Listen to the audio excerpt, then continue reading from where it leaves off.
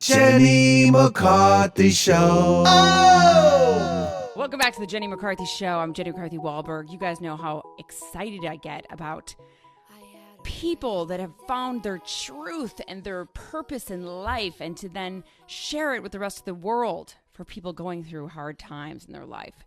My next guest is one of those people, Michelle LeClair. Welcome to my show. Hi, Jenny. You're gorgeous, by the way. Well, look at you. Oh, God. Thank you. I've got a lot of makeup on and about 12 lights facing my face. The book is called Perfectly Clear, Escaping Scientology and Fighting for the Woman I Love.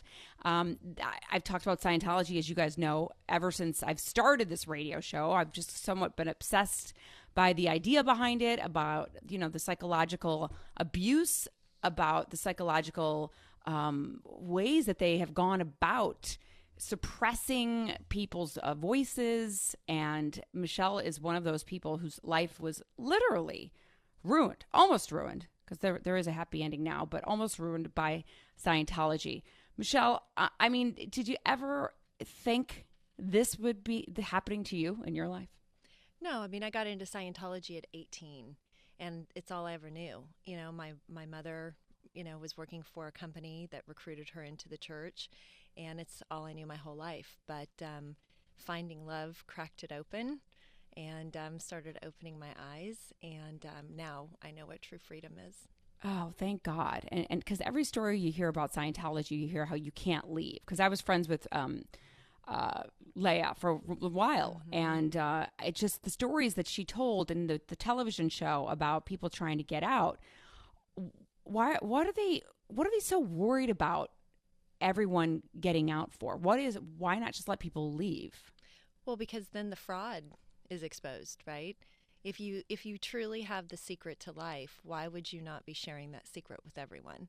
You know, I think Leah Remini, you know, burst the doors wide open, and she forged the road for, you know, me, for Mike Rinder, for many people who have been able to come out. Paul Haggis was out before that, and, you know, every one of them have been attacked, and it's hard. They don't want you to leave. If you're donating a lot of money, that's a big hole in their bank account. I mean, you were the poster child for it, right? Well, I did a lot for them. So I ran one of their front groups, Youth for Human Rights. So I ran that group for many years in the U.S. I was a very large, you know, donor. I was close friends and business partner with Kirstie Alley. I was a spokesperson for Tom and Katie's Silent Birth. So yeah, I would say that I was heavily involved. Wow. Yes, you were. You know, I'm just trying to imagine when I've talked to other friends who have grown up in a cult. Like, you look to your parents as your mentor for everything, how to love, how to cope with stress, also then your faith. So to be able to break from your own family's, everything you know about faith and religion really takes a lot of strength, and I think love, self-love, and true love. True love. I mean, you know, look, my mother was in the church. My sister and brother had left before I did, so that was nice. My father was never involved in the Church of Scientology, thank God. You know, he was not happy that I was involved. He lived in another state. But, you know, I think that finding love opens our eyes on so many levels, and that's why I felt like I had to write this book. You know, if my truth, if coming out was something that I would be able to help somebody else, if I could help a person leave the church that might be able to see this book on shelves and go, oh my God, that's where Michelle went, and she has a real life right now. You don't believe you can have a real life being gay. The church makes you think that that's the lowest of the low. And I even hate saying the church. I mean, this is a cult. This is truly a cult. And it saddens me to put them in the same relationship as anyone else. And that is your unique story of what you wrote the book about, Perfectly Clear, Escaping Scientology and Fighting the Woman I Love. Scientology isn't known for, or at least publicly known for, having a sexual stance, except inside the church you're expected to have a sexual stance, correct? Oh yeah. I mean, why don't they wear it on their sleeve? I mean, L. Ron Hubbard specifically writes in Dianetics that homosexuals are the lowest of the low. Chart of Human Evaluation says that you are a sexual deviant. So how can they claim that they don't have any sort of stance on homosexuality? I don't know anybody in the church that has come out with an out relationship. I know people that came out to me when I came out, and then they were pulled into the church and wrote reports on me about how I was trying to make them lesbians. Oh, God. Yeah. So what does happen if you get reported and they think you're gay inside Scientology? Well, they go after other things, right? So they don't make it clear.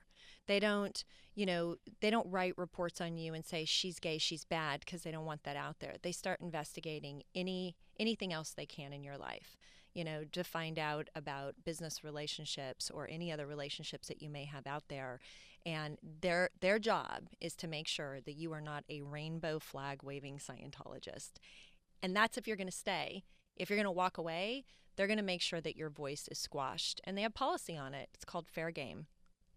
That's unbelievable. And they go after you and keep you in litigation until basically you're bankrupt, correct? Yeah, most of the time. I mean, the good news with me, I was able to get a very small portion of my millions of dollars of donations back.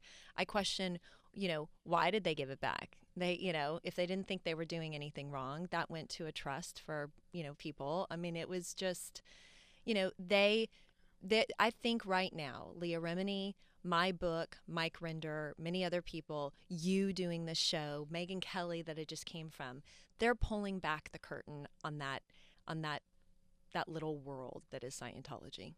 Hell yeah. I mean, I've been talking about it well before even Leah came out. Mm-hmm. I went to Tom's and Katie's wedding, and it felt like Rosemary's Baby.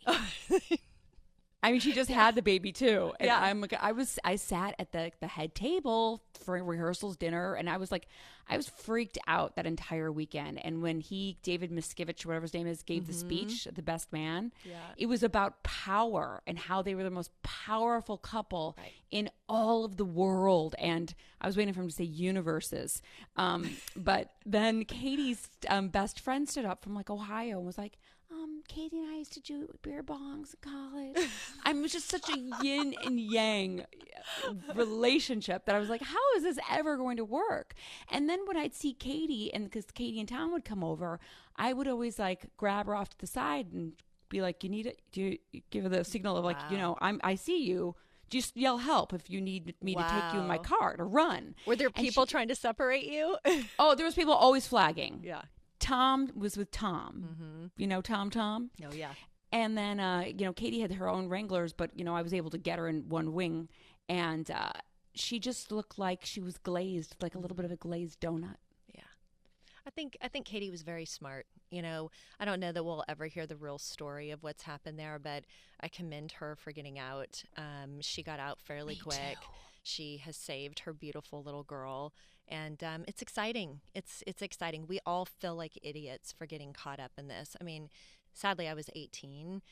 I didn't know much. Yeah. Did you forgive yourself? I have definitely forgiven myself, for having to live that life. I don't think that I had a lot of choice at that time. You didn't. But, I think what's hard is I gave up an education. I didn't finish college. I luckily became very successful in the insurance business. Actually, you're neighbors with one of my best friends, Tracy.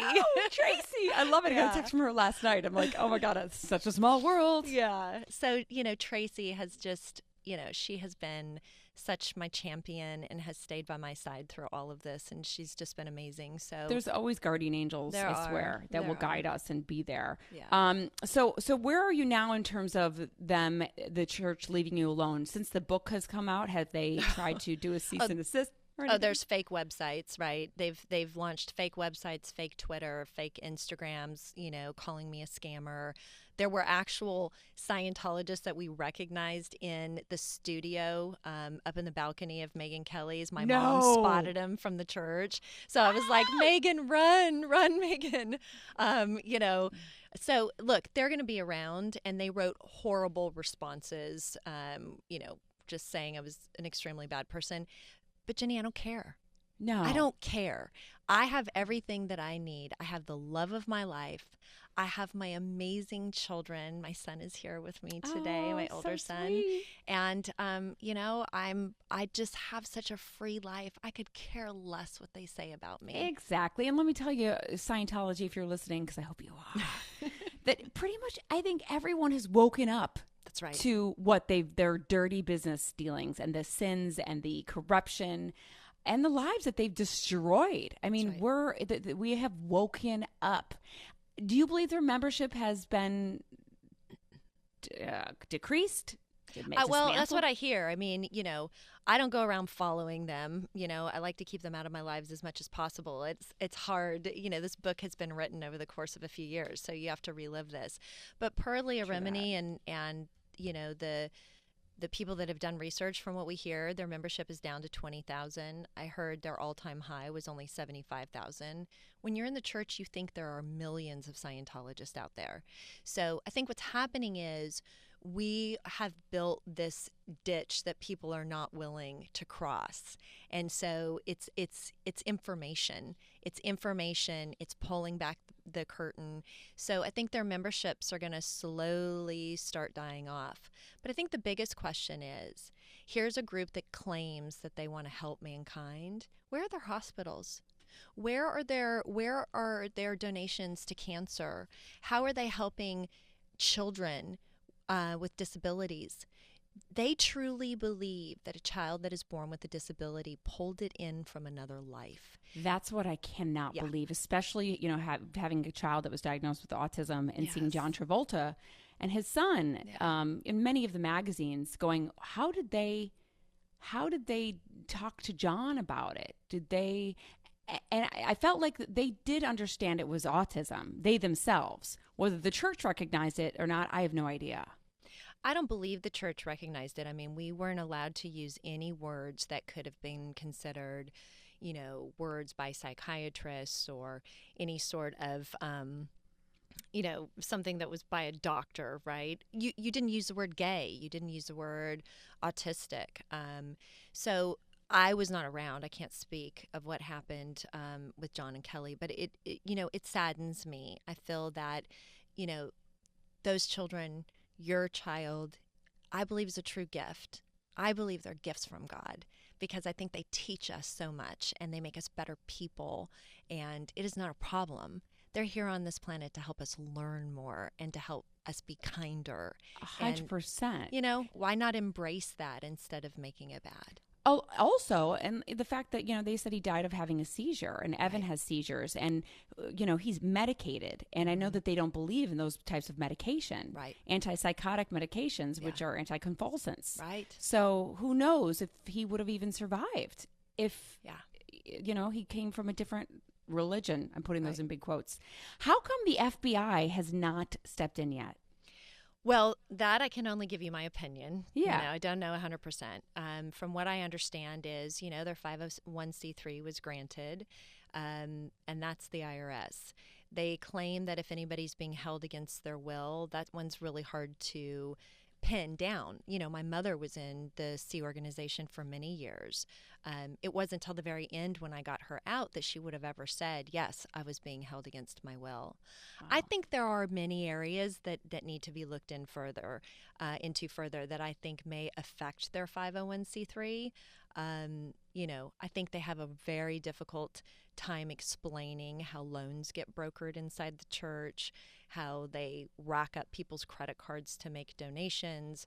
Right. There are business deals that they broker so that they can get a donation.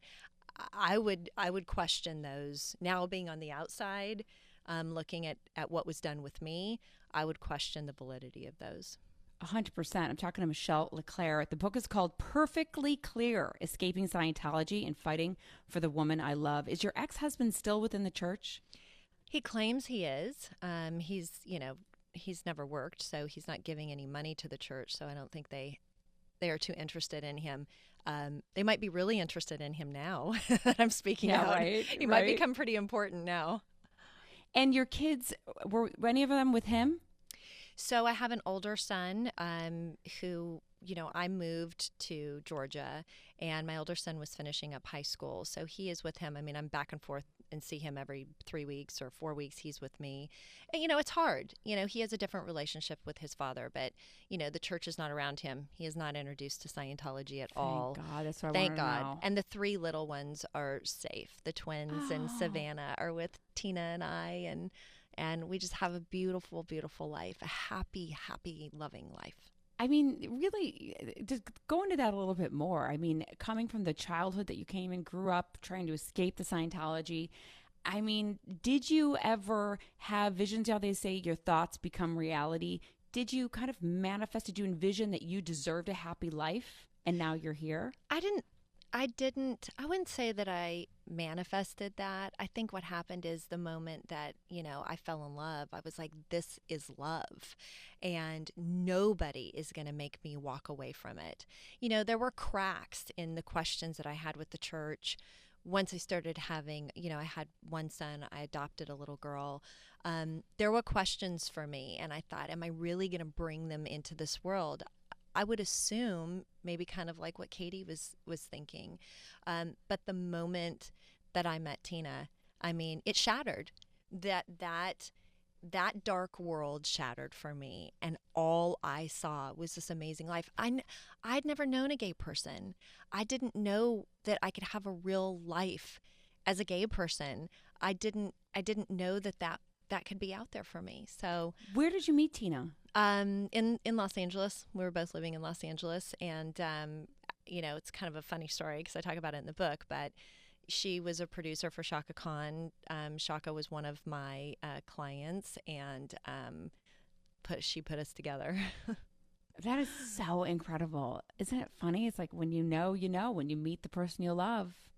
Right. I do believe there's a love at first sight kind of a thing. That's right. Thank you for your story and sharing it and being brave enough to do it, because I know it's not easy, but you did. And I'm grateful that you did, because there's a lot of people out there, in Scientology or not. You'd be amazed how many cults we've discovered on this radio show. There's a lot that are still trying to escape. Michelle LeClair, for your beautiful love story, Perfectly Clear, Escaping Scientology and Fighting for the Woman I Love. Thank you so much. I can't wait for you to come on with your non-toxic makeup. Thank you, Jenny. I'm grateful. Thank you for giving me a voice. Of course. And my love to you and your family. Thanks. Bye. We'll be right back, guys. Jenny McCarthy Show. Oh!